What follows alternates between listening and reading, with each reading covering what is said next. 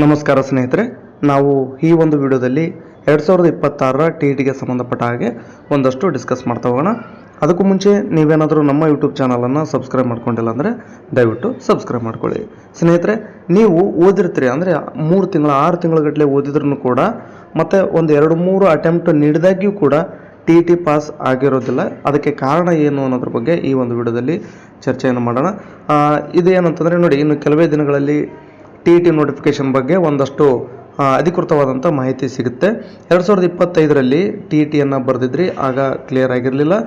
2025ರಲ್ಲಿ CTET notification ಆಗಿ 2026 February 8ನೇ ತಾರೀಕಿಗೆ CTET exam ಕೂಡ ಬರೆದಿದ್ರಿ. ಕೆಲವ್ರದ್ದು CTET ಆಯಿತು ನೋಡಿ, ಅದೆಂಥ ಲೆಕ್ಕ ಅಂತಂದರೆ CTET ಮಾಡ್ಕೊಂಡಿದ್ರಿ ಅಂಥವರೆಲ್ಲ ಹಳೆಯ ವಿಡಿಯೋಗಳಿಗೆ ತಾವು ಕಮೆಂಟ್ ಮಾಡಿ ತಮ್ಮ ಸ್ಕೋರ್ಗಳನ್ನು ಹೇಳ್ಕೊಂಡಿದ್ರಿ. ನೋಡಿ, ಯಾರೆಲ್ಲ TETಯನ್ನು ಮಿಸ್ ಮಾಡ್ಕೊಂಡಿದ್ರಲ್ಲ ಅವರು CTETಯಲ್ಲಿ ಕ್ಲಿಯರ್ ಮಾಡ್ಕೊಂಡ್ರೆ, ಅಂದರೆ CTETಯನ್ನು ಕ್ಲಿಯರ್ ಮಾಡ್ಕೊಂಡಿರೋ ಕಾರಣಕ್ಕೋಸ್ಕರ ನಿಮಗೆ ಶಿಕ್ಷಕರ ನೇಮಕಾತಿಯಲ್ಲಿ ಭಾಗವಹಿಸೋದಕ್ಕೆ ಅವಕಾಶ ಸಿಕ್ತು. ಇನ್ನು ಕೆಲವರು ಏನಾಯಿತು ಅಂತಂದರೆ CTET ಕನ್ನಡ ಮಾಧ್ಯಮದಲ್ಲಿ ಇರಲಿಲ್ಲ, ಅಂದರೆ ಕೇವಲ 30 ಪ್ರಶ್ನೆಗಳು ಮಾತ್ರ ಕನ್ನಡದಲ್ಲಿದ್ದವು.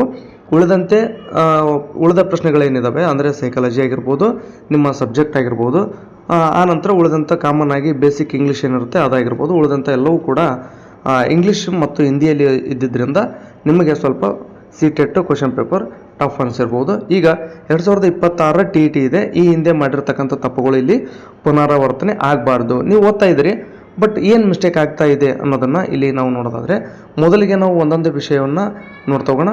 ನೋಡಿ, ಫಸ್ಟು ಅರ್ಥ ಮಾಡ್ಕೊಳ್ಳಿ. ಒಟ್ಟಾರೆ TET ಅಂತಕ್ಕಂಥದ್ದು 150 ಪ್ರಶ್ನೆಗಳಿರುತ್ತೆ, ಅಂದರೆ 150 ಅಂಕಗಳಿಗೆ ಎಕ್ಸಾಮ್ ನಡೆಯುವಂಥದ್ದು ತಮಗೆ ಗೊತ್ತಿದೆ. ಅದರಲ್ಲಿ ಕನ್ನಡ 30 ಪ್ರಶ್ನೆಗಳು, ಇಂಗ್ಲೀಷು 30 ಪ್ರಶ್ನೆಗಳು, ಸೈಕಾಲಜಿ 30 ಪ್ರಶ್ನೆಗಳು. ನೀವು ಸಮಾಜ ವಿಜ್ಞಾನ ಶಿಕ್ಷಕರು ಅಥವಾ ಇಂಗ್ಲೀಷ್ ಶಿಕ್ಷಕರು, ಅಂದರೆ ಆಪ್ಷನಲ್ ಇಂಗ್ಲೀಷ್ ಆಗಿರಲಿ ಅಥವಾ ಪ್ಯೂರ್ ನೀವು ಸೋಷಿಯಲ್ ಸೈನ್ಸ್ ಆಗಿರಲಿ, ಒಟ್ಟಾರೆಯಾಗಿ ನಿಮಗೆ ಸಮಾಜ ವಿಜ್ಞಾನದ 60 ಪ್ರಶ್ನೆಗಳು ಬರ್ತವೆ. ನೋಡಿ, ನೀವು ಆಪ್ಷನಲ್ ಇಂಗ್ಲೀಷ್ ಇರ್ತೀರಿ ಅನ್ನೋ ಕಾರಣಕ್ಕೋಸ್ಕರ ಏನು ಇಲ್ಲಿ ಆಪ್ಷನಲ್ ಇಂಗ್ಲೀಷಿಗೆ ಸಂಬಂಧಪಟ್ಟ ಪ್ರಶ್ನೆಗಳು ಇರೋದಿಲ್ಲ. ಕಾಮನ್ ಆಗಿ ಎಲ್ಲರಿಗೂ ಇರುವಂತೆ ಕನ್ನಡ, ಇಂಗ್ಲೀಷು, ಸೈಕಾಲಜಿ 30 ಇವು ಕಾಮನ್ ಆಗಿರುತ್ತೆ. ನೀವು ಆಪ್ಷನಲ್ ಇಂಗ್ಲೀಷ್ ಆದರೂ ಆಗಿರ್ರಿ ಅಥವಾ ಸೋಷಿಯಲ್ ಸೈನ್ಸ್ ಆದರೂ ಆಗಿರ್ರಿ, ಒಟ್ಟಾರೆಯಾಗಿ ಆರ್ಟ್ಸ್ ಇದ್ದರೆ ನೀವು 60 ಸಮಾಜ ವಿಜ್ಞಾನ ಪ್ರಶ್ನೋತ್ತರಗಳು ಇಲ್ಲಿ ಬರ್ತವೆ. ಒಟ್ಟಾರೆಯಾಗಿ ನೋಡಿ, 30 ಅಂದರೆ 90 ಪ್ರಶ್ನೆಗಳು, ಇಲ್ಲಿ 60 ಸಮಾಜ ವಿಜ್ಞಾನ ಅಂದರೆ ಒಟ್ಟಾರೆ 150 ಪ್ರಶ್ನೆಗಳು. ಮತ್ತು ಇನ್ನು ಆ ಸೈನ್ಸ್ದವರಿಗೆ ವಿಚಾರ ಮಾಡೋದಾದರೆ ಅಲ್ಲಿ ನೀವು CBZ ಆದರೂ ಆಗಿರ್ಬೋದು ಅಥವಾ PCM ಆದರೂ ಆಗಿರ್ಬೋದು, ನಿಮಗೂ ಕೂಡ 30 ಕನ್ನಡ, 30 ಇಂಗ್ಲೀಷು, 30 ಸೈಕಾಲಜಿ ಸೇಮ್. ಅಂದರೆ ಇದು ಸೈನ್ಸು, ಆರ್ಟ್ಸು, ಕಾಮರ್ಸು ಎಲ್ಲರಿಗೂ ಕೂಡ 90 ಪ್ರಶ್ನೆಗಳು, 90 ಅಂಕಗಳಿಗೆ ಏನಿದೆ ಇದು ಎಲ್ಲರಿಗೂ ಕೂಡ ಸೇಮ್ ಇರುತ್ತೆ. ಉಳಿದಂತೆ ಆಪ್ಷನಲ್ ಸಬ್ಜೆಕ್ಟನ್ನು ನೋಡೋದಾದರೆ ಇಲ್ಲಿ PCM ಆಗಿರ್ಬೋದು ಮತ್ತು CBZ ಆಗಿರ್ಬೋದು, ನಿಮಗೆ 30 ಗಣಿತ, 30 ವಿಜ್ಞಾನ ಪ್ರಶ್ನೆಗಳು ಬರ್ತವೆ. ಇಲ್ಲರಿ, ನಾವು CBZ ಮಾಡಿದ್ವಿ, ನಮಗೆ ಗಣಿತ ಓದಿರೋದಿಲ್ಲ, ನಮ್ಗೆ ಕಷ್ಟ ಆಗುತ್ತೆ, ಅದೆಲ್ಲ ಇಲ್ಲ. ಇಲ್ಲಿ TET ಪೇಪರ್ 2 ಹೇಗಿದೆ ಅಂತಂದರೆ ಇಲ್ಲಿ ನೀವು ಕಡ್ಡಾಯವಾಗಿ 30 ಪ್ರಶ್ನೆಗಳು ಬಂದೇ ಬರ್ತವೆ. ನೀವು ಅದನ್ನು ಉತ್ತರಿಸ್ರಿ ಬಿಡ್ರಿ, ಅದು ನಿಮ್ಮ ಅಂದರೆ ಆ ರೀತಿ ಹೇಳ್ತಾ ಇಲ್ಲ, ಅವು ಕಡ್ಡಾಯ ಇರುತ್ತೆ. ಮತ್ತು ಬಿಡ್ರಿ ಅಂತೇಳಿ ಬಿಡೋಕೆ ಹೋಗ್ಬೇಡಿ, ಯಾಕಂದರೆ ಅಂಕಗಳು ಮಿಸ್ ಆಗ್ತವೆ. ಆ ಕಾರಣಕ್ಕೋಸ್ಕರ ಏನಂತಂದರೆ ನೀವು CBZ, PCM ಆ ಪ್ರಶ್ನೆ ಇಲ್ಲಿ ಉದ್ಭವಿಸೋದಿಲ್ಲ. ಒಟ್ಟಾರೆಯಾಗಿ ವಿಜ್ಞಾನದವರು, ಒಟ್ಟಾರೆ ನೀವು ಸೈನ್ಸ್ದವರಾಗಿದ್ರಿ ಅಂತಂದರೆ 30 ಗಣಿತ ಮತ್ತು 30 ವಿಜ್ಞಾನ ಪ್ರಶ್ನೆಗಳು ಬರ್ತವೆ. ಇನ್ನೊಂದು ಏನಂತಂದರೆ ಕಾಮರ್ಸ್ ಮಾಡ್ಕೊಂಡಿರ್ತೀರಿ, ನೀವು ಮುಂದೆ BCom ಮಾಡಿರ್ತೀರಿ, B.Ed ಮಾಡಿರ್ತೀರಿ. BCom B.Ed ಮಾಡಿದಂಥವ್ರಿಗೂ ಸೇಮ್ ಕನ್ನಡ, ಇಂಗ್ಲೀಷು ಮತ್ತು ಸೈಕಾಲಜಿ 30 ಒಟ್ಟಾರೆ 90 ಪ್ರಶ್ನೆಗಳು ಸೇಮ್ ಆಗಿರ್ತವೆ. ಉಳಿದಂತೆ BComದವರಿಗೆ ನಿಮ್ಮದೇ ಸಬ್ಜೆಕ್ಟ್ ಏನಿರೋದಿಲ್ಲ, 60 ಪ್ರಶ್ನೆಗಳು ಸಮಾಜ ವಿಜ್ಞಾನದ ಪ್ರಶ್ನೆಗಳಾಗಿರ್ತವೆ. ಅಂದರೆ ನೀವು ಆರ್ಟ್ಸ್ದವ್ರು ಏನು ಓದ್ತಾರೆ ನೀವು ಕೂಡ ಅದನ್ನೇ ಓದಬೇಕಾಗತ್ತೆ. ಇಲ್ಲಿ ಒಂದೊಂದಾಗಿ ನಾವು ಡಿಸ್ಕಸ್ ಮಾಡೋದಾದರೆ ಕನ್ನಡ 30 ಪ್ರಶ್ನೆಗಳು. ನೋಡಿ, ಇಲ್ಲಿ ಈ 30 ಪ್ರಶ್ನೆಗಳಿಗೆ ನೀವೇನು ಓದ್ತಾ ಇದ್ದೀರಿ ಅನ್ನೋದೇ ನಿಮಗೆ ನೀವು ಪ್ರಶ್ನೆ ಮಾಡ್ಕೊಳ್ಳಿ. ಯಾಕಂದರೆ ನೀವೇನು ಓದ್ತಾ ಇದ್ದೀರಿ ಅಂತ ನನಗೆ ಅರ್ಥ ಆಗಲ್ಲ, ಬಟ್ ಏನು ಓದಬೇಕು ಅನ್ನೋದನ್ನು ನಾನು ಹೇಳ್ಕೊಡ್ತೀನಿ. ಇಲ್ಲಿ ಏನಂತಂದರೆ 30 ಪ್ರಶ್ನೆಗಳು ಕನ್ನಡಕ್ಕೆ ಸಂಬಂಧಪಟ್ಟ ಪ್ರಶ್ನೆಗಳು ಬರ್ತವೆ. ಅಂದರೆ ನೀವು 6ರಿಂದ 10ನೇ ತರಗತಿಯವರೆಗಿನ ಕನ್ನಡ ಪಠ್ಯ ಪುಸ್ತಕಗಳನ್ನು ಸಂಗ್ರಹ ಮಾಡಿಕೊಳ್ಳ್ರಿ. ಅಲ್ಲಿ ಹಿಂದೆ ಇರತಕ್ಕಂಥ ಕೇವಲ ಏನು ವ್ಯಾಕರಣ ಭಾಗ ಇರುತ್ತೆ, ವ್ಯಾಕರಣ ಭಾಗವನ್ನು ಮಾತ್ರ ಓದಬೇಕು. ನೀವು ಯಾವುದೇ ಪಠ್ಯಪುಸ್ತಕದಲ್ಲಿರ್ತಕ್ಕಂಥ ಪದ್ಯಪಾಠ, ಗದ್ಯಪಾಠ ಅವನ್ನೇನು ಓದೋಂಥ ಅವಶ್ಯಕತೆ ಇಲ್ಲ. ಕೇವಲ ನೀವು ಕನ್ನಡದ ಏನು ವ್ಯಾಕರಣ ಅಂಶ ಇರುತ್ತೆ ಆ ವ್ಯಾಕರಣ ಅಂಶವನ್ನು ಮಾತ್ರ ಓದ್ಕೊಂಡ್ರೆ ಸಾಕು. ನಿಮಗೇನಾದರೂ ಸಮಯ ಇದೆ ಅನ್ನೋದಾದರೆ ಅಲ್ಲಿರ್ತಕ್ಕಂಥ ಕವಿ ಪರಿಚಯವನ್ನು ನೋಡ್ಕೊಳ್ತಾ ಹೋಗ್ರಿ.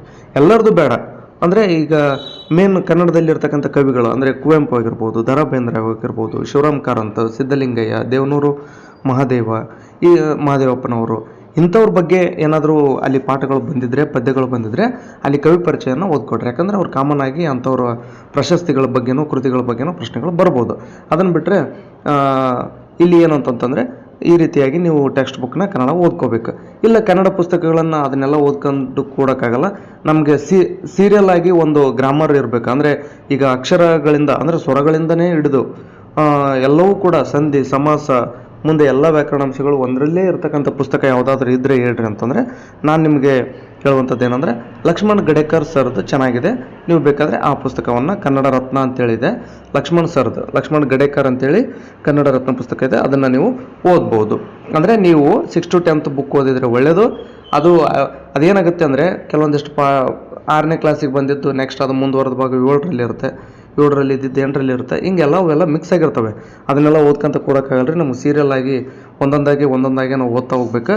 ಅಂದರೆ ಒಂದು ಕ್ರಮಬದ್ಧವಾದಂಥ ಅಧ್ಯಯನ ಆಗಬೇಕು ಅನ್ನೋಂಥದ್ದು ನಿಮ್ಮ ಆಶೆ ಆಗಿದ್ದರೆ ನೀವು ಲಕ್ಷ್ಮಣ್ ಗಡೇಕರ್ ಪುಸ್ತಕ ತೊಗೋಬಹುದು. ನೆಕ್ಸ್ಟ್ ಇಂಗ್ಲೀಷ್ಗೂ ಕೂಡ 30 ಪ್ರಶ್ನೆಗಳಿರ್ತವೆ. ಇಂಗ್ಲೀಷ್ಗೆ ಏನು ಓದಬೇಕು?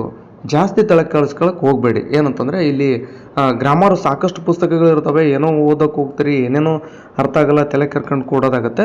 ನಾನು ನಿಮಗೆ ಇಲ್ಲಿ ಹೇಳುವಂಥದ್ದು ಏನು ಅಂತಂದರೆ ಈ 30 ಪ್ರಶ್ನೆಗಳಿಗೆ ನೀವು ಶಿವಕುಮಾರ್ ಮಾವಳಿ ಸರ್ ಪುಸ್ತಕವನ್ನು ತೊಗೊಂಡು ಓದ್ಬೋದಾಗಿರುತ್ತೆ. ಇದು ಹೆಂಗಾಗುತ್ತೆ ಅಂದರೆ ಶಿವಕುಮಾರ್ ಮಾವಳಿ ಸರೇ ನಮ್ಮ ಎದುರುಗಡೆ ಕೂತ್ಕೊಂಡು ನಮಗೆ ಹೇಳ್ಕೊಡ್ತಾ ಇದ್ದಾರೆ ಏನೋ ಅನಿಸುತ್ತೆ ಆ ಪುಸ್ತಕವನ್ನು ಓದಿದರೆ. ಆ ರೀತಿ ಇದೆ. ಸೊ ಆ ಕಾರಣಕ್ಕೋಸ್ಕರ ನಾನು ಇದನ್ನು ನಿಮಗೆಲ್ರಿಗೂ ಕೂಡ ಸಜೆಸ್ಟ್ ಮಾಡ್ತೇನೆ. ನೆಕ್ಸ್ಟ್ ಇನ್ನುಳಿದಂತೆ 30 ಪ್ರಶ್ನೆಗಳು ಸೈಕಾಲಜಿ ಪ್ರಶ್ನೆಗಳು ಬರ್ತವೆ. ಈ ಸೈಕಾಲಜಿ ಪ್ರಶ್ನೆಗಳು ನಿಮ್ಗೆ ಆಲ್ರೆಡಿ ಗೊತ್ತಿರ್ಬೋದು. ಯಾವುದೂ ಕೂಡ ನೇರವಾದ ಪ್ರಶ್ನೆಗಳು ಇಲ್ಲಿ ಬರೋದಿಲ್ಲ. ಅಂದರೆ ನೇರವಾದ ಪ್ರಶ್ನೆಗಳು ಏನಂತಂದರೆ ಈಗ ಕೆಲವೊಂದಿಷ್ಟು ಸಿದ್ಧಾಂತಗಳಿರ್ತವೆ. ಆ ಸಿದ್ಧಾಂತಗಳ ಪ್ರತಿಪಾದಕರು ಯಾರು ಅಂತೇಳಿ ನೇರವಾದ ಪ್ರಶ್ನೆ ಬರಬಹುದು. ಬಿಟ್ಟರೆ ಇವೇ ಡಿಸ್ಲೆಕ್ಸಿಯಾ, ಡಿಸ್ಗ್ರಾಫಿಯಾ, ಡಿಸ್ಕ್ಯಾಲ್ಕುಲಿಯಾ ಇಂಥ ಪ್ರಶ್ನೆಗಳು ನೇರವಾಗಿ ಬರ್ತವೆ. ಅವುಗಳನ್ನು ಬಿಟ್ಟರೆ ಉಳಿದಂಥವೆಲ್ಲವೂ ಕೂಡ ಅಪ್ಲೈಡ್. ಅದು ಹೆಂಗಿರುತ್ತೆ ಅಂತಂದರೆ ಸೈಕಾಲಜಿ ನಾವು ಎಷ್ಟೇ ಓದಿರ್ತೀವಿ, ಅಲ್ಲಿ ಹೋಗಿ ನಾವು ಕ್ವಶನ್ ನೋಡಿದ ತಕ್ಷಣ ಅದೆಲ್ಲವೂ ಕೂಡ ಹೊಸದೇ ಆಗಿರುತ್ತೆ.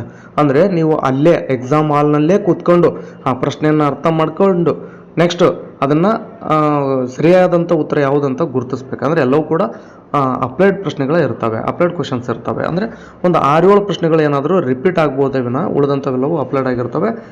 ನಾವೊಬ್ಬರು ಉತ್ತಮವಾದಂಥ ಟೀಚರ್ ಆಗಿ ಯಾವ ರೀತಿ ನಿರ್ಧಾರಗಳನ್ನು ತಗೋಬೇಕು ಅನ್ನೋದನ್ನು ಅಲ್ಲಿ ಟೆಸ್ಟ್ ಮಾಡ್ತಾರೆ. ಅಂದರೆ ಎಕ್ಸಾಮ್ ಹಾಲ್ನಲ್ಲೇ ಪ್ರಶ್ನೆಗಳು ನಮಗೆ ಗೊತ್ತಾಗುತ್ತೆ, ಅಲ್ಲೇ ನೀವು ಅದಕ್ಕೆ ಪರಿಹಾರವನ್ನು ಒದಗಿಸುವಂಥ ಪ್ರಯತ್ನ ಮಾಡಬೇಕು.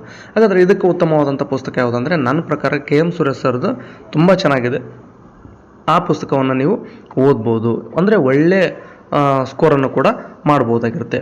ಇನ್ನುಳಿದಂತೆ ಸೈನ್ಸು ಮತ್ತು ಮ್ಯಾಥ್ಸ್ ಅವರು ನಿಮ್ಮ ಸಬ್ಜೆಕ್ಟ್ಗಳನ್ನು ಓದ್ಕೊಂತ ಹೋಗಿ. ಅಂದರೆ 6 to 10th ಇಷ್ಟೇ ಸಾಕು, ಹೆಚ್ಚಿನ ಅವಶ್ಯಕತೆ ಇಲ್ಲ. ಮತ್ತು ಸಮಾಜ ವಿಜ್ಞಾನ ಶಿಕ್ಷಕರು ಅಷ್ಟೇ, ಸಮಾಜ ವಿಜ್ಞಾನ ಆಗಿರ್ಬೋದು. ಮತ್ತು BCom B.Edದವ್ರು ಇರ್ತಾರಲ್ಲ ಅವರು ಕೂಡ ಸಮಾಜ ವಿಜ್ಞಾನ ಬರೋದ್ರಿಂದ 6ರಿಂದ 10ನೇ ತರಗತಿಯ ಪುಸ್ತಕಗಳನ್ನೇ ಓದಿ. ಮಾರ್ಕೆಟ್ನಲ್ಲಿ ದೊಡ್ಡ ದೊಡ್ಡ ಪುಸ್ತಕಗಳು ಸಿಗ್ತವೆ, ತಗೊಂಡು ಬಂದು ಕುಂತ್ಕೊಂಡು ಏನೇನೋ ಓದಿ ತಲೆ ಕೆರ್ಕಂತ ಕುಂದ್ರಂಥ ಕೆಲಸವನ್ನು ದಯವಿಟ್ಟು ಮಾಡೋಕ್ಕೆ ಹೋಗಬೇಡಿ. ಇಲ್ಲಿ ಸಮಾಜ ವಿಜ್ಞಾನದ ಪುಸ್ತಕಗಳನ್ನು ಚೆನ್ನಾಗಿ ಓದ್ಕೊಂಡ್ರಿ ಅಂದರೆ 6 to 10th ಅಷ್ಟೇ ಸಾಕು. ಸಿಲೆಬಸ್ ಎಲ್ಲವೂ ಕೂಡ ಕವರ್ ಆಗುತ್ತೆ. ಇನ್ನೂ ಟೈಮ್ ಇದೆ, ನಾನು ಏನಾದರೂ ಓದ್ತೀನಿ ಅಂದರೆ ಆಗಬೇಕಾದ್ರೆ ನೀವು ಮಾರ್ಕೆಟ್ನಲ್ಲಿರ್ತಕ್ಕಂಥ ಪುಸ್ತಕಗಳನ್ನು ತೊಗೊಂಡು ಓದ್ಬೋದಾಗಿರುತ್ತೆ. ಮತ್ತು ಇಲ್ಲಿ ಪ್ರಮುಖವಾದಂಥ ವಿಚಾರ ಏನು ಅಂತಂತಂದರೆ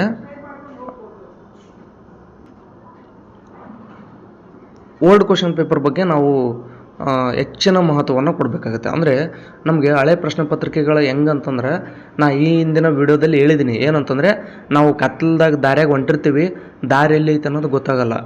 ಆಗ ನಮಗೇನಾದರೂ ಒಂದು ಸಣ್ಣದಾದಂಥ ಒಂದು ಬೆಳಕು ಸಿಕ್ಕರೆ ಎಷ್ಟು ಅನುಕೂಲ ಆಗುತ್ತಲ್ವ. ಆ ರೀತಿಯಾಗಿ TET ಅಂದ್ರೇನು, TET ಬಗ್ಗೆ ನಮಗೇನೂ ಇನ್ಫಾರ್ಮೇಷನ್ ಗೊತ್ತೇ ಇಲ್ಲ ಅಂತ ಅನ್ನೋದಾದರೆ ನೀವು ಹಳೆ ಪ್ರಶ್ನೆ ಪತ್ರಿಕೆಗಳನ್ನು ಬಿಡಿಸ್ಬೇಕು. ಈ ಹಳೆ ಪ್ರಶ್ನೆ ಪತ್ರಿಕೆಗಳನ್ನು ಬಿಡಿಸೋದ್ರಿಂದ ಎಲ್ಲವೂ ಕೂಡ ನಿಮಗೆ ಕವರ್ ಆಗುತ್ತೆ. ನೋಡಿ, ಹೆಚ್ಚು ಕಡಿಮೆ 2014ರಿಂದ ನೀವು ಇಲ್ಲಿವರೆಗೆ ಎಲ್ಲ TET ಪ್ರಶ್ನೆ ಪತ್ರಿಕೆಗಳನ್ನು ತೊಗೊಂಡು ನಿಮ್ಮ ಸಬ್ಜೆಕ್ಟ್ಗಳನ್ನು ಮಾತ್ರ ಓದ್ತಾ ಹೋದ್ರಿ ಅಂತಂದರೆ ಇಡೀ ಅರ್ಧ ಸಿಲೆಬಸ್ಸೇ ಕವರ್ ಆಗಿ ಹೋಗಿಬಿಡುತ್ತಲ್ಲ. ಮತ್ತು ಕೆಲವ್ರು ಏನು ಮಾಡ್ಯಾರ ಅಂತಂದ್ರೆ ಅದನ್ನು ಎಕ್ಸ್ಪ್ಲೇನ್ ಇರ್ತಕ್ಕಂಥ ಪುಸ್ತಕಗಳನ್ನು ಮಾಡ್ಯಾರ. ಆ ರೀತಿಯಾಗಿ ಎಕ್ಸ್ಪ್ಲೇನ್ ಇರ್ತಕ್ಕಂಥ ಪುಸ್ತಕಗಳನ್ನು ತೊಗೊಂಡು ನೀವು ಓದಿದ್ರಿ ಅಂತಂದರೆ ಮತ್ತಷ್ಟು ನಿಮ್ಮ ಸಿಲೆಬಸ್ ಕವರ್ ಆಗುತ್ತೆ.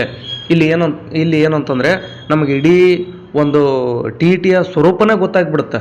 ಆ ಕಾರಣಕ್ಕೋಸ್ಕರ ನೀವೇನಾದರೂ ಮಿಸ್ ಮಾಡಿರಿ, ಈಗ ಒಂದೇನೋ ಓದ್ತಿರ್ತೀರಿ, ಯಾವುದೋ ಒಂದು ಪಾಠ ಟೈಮ್ ಸಿಗಲಿಲ್ಲ, ಒಂದು ಪಾಠ ಬಿಟ್ಟಿದ್ದೀನಿ ಅಂತ ಪರವಾಗಿಲ್ಲ, ಒಂದು ಅಧ್ಯಾಯ ಹೋಗಲಿ, ಒಂದು ಅಧ್ಯಾಯ ನೀವು ಓದದೇ ಇದ್ದರೂ ಪರವಾಗಿಲ್ಲ, ಬಟ್ ಓಲ್ಡ್ ಕ್ವಶನ್ ಪೇಪರ್ಗಳನ್ನು ಯಾವುದೇ ಕಾರಣಕ್ಕೂ ಮಿಸ್ ಮಾಡಬೇಡ್ರಿ. ಇದು ಅತ್ಯಂತ ಪ್ರಮುಖವಾದಂಥ ಘಟ್ಟ. ಆ ಕಾರಣಕ್ಕೋಸ್ಕರ ನಿಮಗೆ ಮತ್ತೆ ಮತ್ತೆ ಹೇಳ್ತಾ ಇದ್ದೀನಿ, ಹಳೆಯ ಪ್ರಶ್ನೆ ನೀವು ಹಾಗಾದರೆ ಈಗ ನಿಮಗೊಂದು ಡೌಟ್ ಬರುತ್ತೆ, ಹಾಗಾದರೆ ನಾನು ಈಗ ಓದ್ತಾ ಇದ್ದೀನಿ TETಗೆ, ಈ ಸಾರಿ ಪ್ರಿಪೇರ್ ಆಗ್ತಾ ಇದ್ದೀನಿ, ಫಸ್ಟ್ ನಾನು ಓಲ್ಡ್ ಕ್ವಶನ್ ಪೇಪರ್ ಬಿಡಿಸ್ಬೇಕಾ ಅಥವಾ 6 to 10th ಬುಕ್ಸ್ ಓದಬೇಕಾ ಅಥವಾ ಕನ್ನಡ ಇಂಗ್ಲೀಷು ಸೈಕಾಲಜಿ ಓದಬೇಕಾ ಅನ್ನೋಂಥ ಪ್ರಶ್ನೆ ಕೆಲವರಿಗೆ ಬರ್ಬೋದು.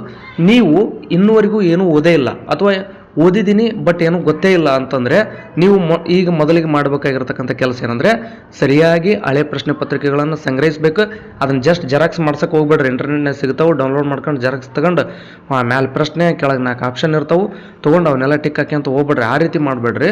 ಹಳೆ ಪ್ರಶ್ನೆ ಪತ್ರಿಕೆಯ ಈ ಒಂದು ಪತ್ರಿಕೆಗಳನ್ನು ಎಕ್ಸ್ಪ್ಲೇನ್ ಮಾಡಿರ್ತಾರೆ, ಅಂಥ ಪುಸ್ತಕಗಳು ಸಿಗ್ತವೆ ಮಾರ್ಕೆಟ್ನಲ್ಲಿ. ಆ ಪುಸ್ತಕಗಳನ್ನು ಖರೀದಿ ಮಾಡಿರಿ. ಪ್ರತಿ ಪ್ರಶ್ನೆಯನ್ನು ಓದಿ, ಅದಕ್ಕೆ ಸರಿಯಾದಂಥ ಆಪ್ಷನನ್ನು ನೋಡ್ಕೊಡ್ರಿ, ಅದಕ್ಕೆ ಸಂಬಂಧಪಟ್ಟಂಥ ವಿವರಣೆಯನ್ನು ಓದಿ. ಈ ರೀತಿಯಾಗಿ ಓದ್ಬಿಟ್ರೆ ಅಂದರೆ ಕನ್ನಡನೂ ಓದ್ತೀರಿ, ಇಂಗ್ಲೀಷ್ ಓದ್ತೀರಿ, ಸೈಕಾಲಜಿ ಓದ್ತೀರಿ, ಜೊತೆಗೆ ಸೈನ್ಸ್ ಆಗಿದ್ದರೆ ಸೈನ್ಸು, ಮ್ಯಾಥ್ಸ್, ಆರ್ಟ್ಸ್ದವರಾಗಿದ್ದರೆ ಸಮಾಜ ವಿಜ್ಞಾನವನ್ನು ಓದ್ತೀರಿ. ಆಗ ಏನಾಗ್ಬಿಡುತ್ತೆ ಅಂದರೆ TETಯ ಸ್ವರೂಪ ಎಲ್ಲ ನಿಮಗೆ ಗೊತ್ತಾಗ್ಬಿಡುತ್ತೆ. ಅಲ್ಲಿ ನೀವು ನೆಕ್ಸ್ಟ್ ಏನು ಮಾಡ್ತೀರಿ ಅಂದರೆ ಕನ್ನಡ ಗ್ರಾಮರ್ ಓದೋಕೆ ಹೋಗ್ತೀರಿ, ಈ ರೀತಿ ಪ್ರಶ್ನೆ ಬಂದಿತ್ತು. ಇಂಗ್ಲೀಷ್ ಓದೋಕೆ ಹೋಗ್ತೀರಿ, ಹಳೆ ಪ್ರಶ್ನೆ ಪತ್ರಿಕೆಗಳಲ್ಲಿ ಈ ರೀತಿ ಪ್ರಶ್ನೆಗಳು ಬಂದಿದ್ದಾವೆ, ಸೈಕಾಲಜಿಯಲ್ಲಿ ಈ ರೀತಿ ಬಂದಿದ್ದಾವೆ, ಸೈನ್ಸ್, ಮ್ಯಾಥ್ಸ್ ಮತ್ತು ಸಮಾಜ ವಿಜ್ಞಾನದಲ್ಲಿ ಅವರು ಪ್ರಶ್ನೆಗಳನ್ನು ಈ ರೀತಿಯಾಗಿ ಕ್ರಿಯೇಟ್ ಮಾಡಿದ್ದಾರೆ. ಅಂದರೆ ನಾನು ಇದನ್ನು ನೆನ್ಪಿಟ್ಕೋಬೇಕು ಅಂತೇಳಿ ನೀವು ಓದುವಂಥ ಸಂದರ್ಭದಲ್ಲಿ ಏನು ಮಾಡ್ತೀರಿ ಅಂದರೆ ಹೈಲೈಟ್ರು ಅಥವಾ ಪೆನ್ನನ್ನು ತೊಗೊಂಡು ನೀವು ಮಾರ್ಕ್ ಮಾಡ್ಕೊತ ಹೈಲೈಟ್ ಮಾಡ್ಕೊತ ಹೋಗ್ತೀರಿ. ಈ ರೀತಿಯಾಗಿ ನೋಟ್ಸ್ ಮಾಡ್ಕೊತ ಓದ್ತಾ ಹೋದ್ರಿ ಅಂತಂದರೆ ಅದೇನು ದೊಡ್ಡಾಗೋದಲ್ಲ. ಆ ಕಾರಣಕ್ಕೋಸ್ಕರ ನಿಮ್ಗೆ ಹೇಳೋದೇನಂತಂದರೆ ನೀವು ಓದಿರ್ತೀರಿ, ಸರಿಯಾದಂಥ ಒಂದು ಕ್ರಮಬದ್ಧವಾದ ಅಧ್ಯಯನ ಇರೋದಿಲ್ಲ. ಆ ಕಾರಣಕ್ಕೋಸ್ಕರನೇ ನೀವು ಇಲ್ಲಿ ಮಿಸ್ಟೇಕ್ ಮಾಡ್ತೀರಿ. ಮತ್ತು ಸಮಾಜ ವಿಜ್ಞಾನ ಓದಕತ್ತೀರಿ, ಈಗ ಉದಾಹರಣೆಗೆ ಸಮಾಜ ವಿಜ್ಞಾನ ಓದ್ತಾ ಇದ್ದೀರಿ, ಓದಬೇಕಾದ್ರೆ ದಿಢೀರಂತ ಯಾವುದೋ ಆಧುನಿಕ ಭಾರತದ ಇತಿಹಾಸದ ಒಂದು ಪಾಠ ಓದೋದು, ಮಧ್ಯಕಾಲೀನ ಇತಿಹಾಸದ ಭಾರತದ ಓದೋದು, ಒಂದು ಪಾಠ ಓದೋದು, ಡೈರೆಕ್ಟ್ ಮತ್ತೆ ಮೌರ್ಯ ಸಾಮ್ರಾಜ್ಯ ಓದೋದು. ಸೊ ಇದು ಸಂಬಂಧನೇ ಇಲ್ಲ. ಈ ರೀತಿ ಓದಿದರೆ ಅದು ಅತ್ಯಂತ ದಡ್ಡತನದ ಕೆಲಸ ಆಗುತ್ತೆ. ಇಂಥ ಕೆಲಸ ಮಾಡೋಕ್ಕೆ ಹೋಗ್ಬೇಡ್ರಿ. ಸಮಾಜ ವಿಜ್ಞಾನ ಓದುವಂಥ ಸಂದರ್ಭದಲ್ಲಿ ನೀವು ಏನು ಮಾಡಬೇಕಂತಂದರೆ 6ನೇ ಕ್ಲಾಸಿನ ಭಾಗ 1ರ ಪುಸ್ತಕದ 1ನೇ ಪಾಠದಿಂದನೇ ಆರಂಭಿಸಬೇಕು. ಅದನ್ನು SLC ಭಾಗ 2ಕ್ಕೆ ಕೊನೆಯ ಪಾಠಕ್ಕನ್ನು ನೀವು ಮುಗಿಸ್ಬೇಕು. ಇದನ್ನು ನೆನ್ಪಿಟ್ಕೊಳ್ರಿ. 6ನೇ ತರಗತಿಯಲ್ಲಿ ನೀವು ಸಮಾಜ ವಿಜ್ಞಾನದಲ್ಲಿ ಇತಿಹಾಸ ಪಾಠ ಓದಿದ್ರಿ ಅಂದರೆ 6ನೇ ತರಗತಿಯ ಭಾಗ 2 ಇತಿಹಾಸ ಮುಗಿಸ್ಬೇಕು. 7ನೇ ತರಗತಿ, 8ನೇ ತರಗತಿ, 9, 10 ಹೀಗೆ ಇತಿಹಾಸವನ್ನು ಒಮ್ಮೆ ಓದ್ತಾ ಹೋಗ್ಬೇಕು. ಈಗ ನೀವೇನು ಮಾಡ್ತೀರಿ ಅಂತಂದರೆ 6ನೇ ಕ್ಲಾಸಿನ ಸಮಾಜ ವಿಜ್ಞಾನ ಬುಕ್ ತೊಗೊಂಡ್ರಿ, ಅಲ್ಲಿ ಬುಕ್ ತೊಗೊಂಡ ತಕ್ಷಣ ಇತಿಹಾಸ ಸಿಕ್ತು, ಇತಿಹಾಸ ಓದಿದ್ರಿ, ಪೌರನೀತಿ ಕಂಟಿನ್ಯೂ ಹಂಗೆಲ್ಲ ಓದಬಾರ್ದು. ಹಂಗೆ ಓದಿದ್ರಿ ಅಂತಂದ್ರೆ ಅದು ಅರ್ಥನೇ ಆಗಲ್ಲ. ಫಸ್ಟ್ ನೀವೇನು ಮಾಡ್ಬೇಕಂದ್ರೆ 6ನೇ ಕ್ಲಾಸ್ನಲ್ಲಿ ಇರ್ತಕ್ಕಂಥ ಇತಿಹಾಸ ಓದ್ರಿ, 7ನೇ ಕ್ಲಾಸ್ನಲ್ಲಿ ಇರ್ತಕ್ಕಂಥ ಇತಿಹಾಸ ಓದ್ರಿ, 8, 9, 10ನೇ ತರಗತಿಯಲ್ಲಿ ಇರ್ತಕ್ಕಂಥ ಇತಿಹಾಸ ಓದ್ರಿ. ಆಗೇನಾಗ್ಬಿಡುತ್ತೆ 6ರಿಂದ 10ನೇ ತರಗತಿಯಲ್ಲಿ ಇರ್ತಕ್ಕಂಥ ಇತಿಹಾಸ ಸಂಪೂರ್ಣವಾಗಿ ಅರ್ಥ ಆಗುತ್ತೆ. ನಂತರ ಸಮಾಜ ವಿಜ್ಞಾನದಲ್ಲಿ ಬರ್ತಕ್ಕಂಥ ಪೌರನೀತಿ ಆಗಿರ್ಬೋದು, ಭೂಗೋಳ ಆಗಿರ್ಬೋದು, ವ್ಯವಹಾರ ಅಧ್ಯಯನ ಆಗಿರ್ಬೋದು, ಅರ್ಥಶಾಸ್ತ್ರ ಆಗಿರ್ಬೋದು, ಸಮಾಜಶಾಸ್ತ್ರ ಆಗಿರ್ಬೋದು, ಅವುಗಳನ್ನು ಈ ರೀತಿಯಾಗಿ ಕ್ರಮಬದ್ಧವಾಗಿ ಓದ್ತಾ ಹೋಗಿ. ಒಂದು ಬಾರಿ ನೀವು ಸಮಾಜಶಾಸ್ತ್ರ ಓದ್ತಾ ಇದ್ದೀರಿ ಅಂದರೆ ಸಮಾಜಶಾಸ್ತ್ರ ಎಲ್ಲಿ ಬರುತ್ತೆ? 8ನೇ ತರಗತಿಗೆ ಬರುತ್ತೆ. 9, 10 ಸಮಾಜಶಾಸ್ತ್ರ ಕಂಟಿನ್ಯೂ ಆಗಿ ಓದಿ ಮುಗಿಸ್ಬಿಡ್ಬೇಕು. ಅರ್ಥಶಾಸ್ತ್ರನೂ ಕೂಡ 8ಕ್ಕೆ ಬರುತ್ತೆ, 9ಕ್ಕೆ ಬರುತ್ತೆ, 10ಕ್ಕೆ ಬರುತ್ತೆ. ಅರ್ಥಶಾಸ್ತ್ರ ಅಲ್ಲಿ ಪೂರ್ತಿಯಾಗಿ ಓದ್ಬಿಡ್ಬೇಕು. ಭೂಗೋಳ ಅಂತಂದರೆ 6ನೇ ತರಗತಿಗೆ ಬರುತ್ತೆ. ಭೂಗೋಳಶಾಸ್ತ್ರ ಓದ್ತಾ ಇದ್ರಿ ಅಂದರೆ 6, 7, 8, 9, 10 ಅದನ್ನು ಪೂರ್ತಿ ಆ ಸಬ್ಜೆಕ್ಟ್ ಮುಗಿಯೋವರೆಗೂ ಅದನ್ನು ಬಿಡಬಾರ್ದು.